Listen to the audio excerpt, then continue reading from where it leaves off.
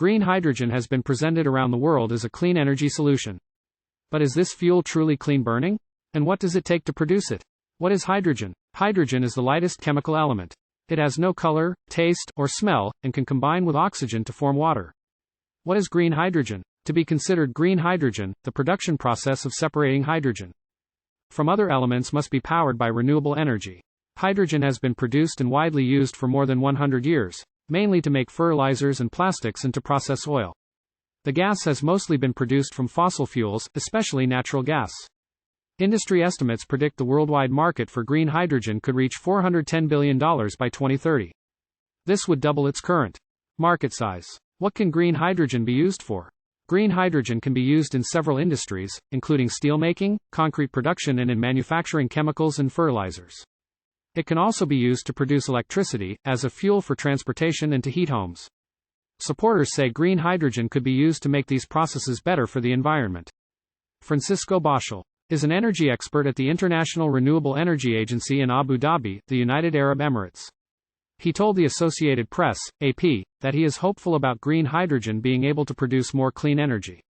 This could especially be true with energy from renewables like sun and wind power, which cannot easily be stored for later use. Are there concerns about green hydrogen? Boschel said one problem with hydrogen is its unpredictability. The gas is highly flammable, meaning it can easily catch fire, and requires special pipelines for safe transport. This means most green hydrogen will likely be used close to where it is produced.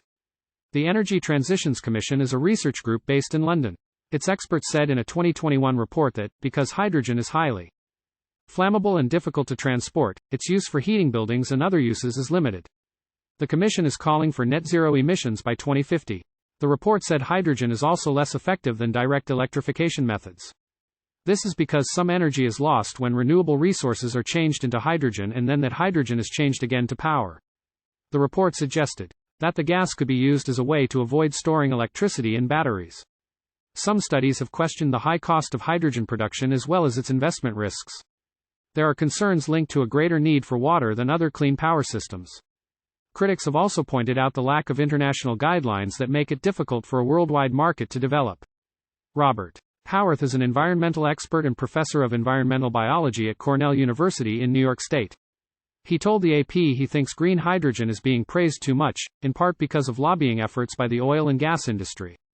But Boschel, of the International Renewable Energy Agency, disagreed. His organization has projected hydrogen demand will grow to 550 million tons by 2050. That would be up from the current 100 million tons.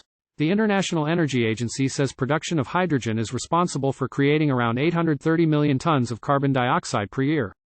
Boschel said just replacing this so-called gray hydrogen, hydrogen produced from fossil fuels, would establish a long-term market for green hydrogen. The first thing we have to do is start replacing the existing demand for gray hydrogen, he said. And then we can add additional demand and applications of green hydrogen as a fuel for industries, shipping and aviation. I'm Brian Lynn. The Associated Press reported this story. Brian Lynn adapted the report for VOA Learning English. Lobby versus to try to persuade a politician, the government or an official group that a particular thing should or should not happen.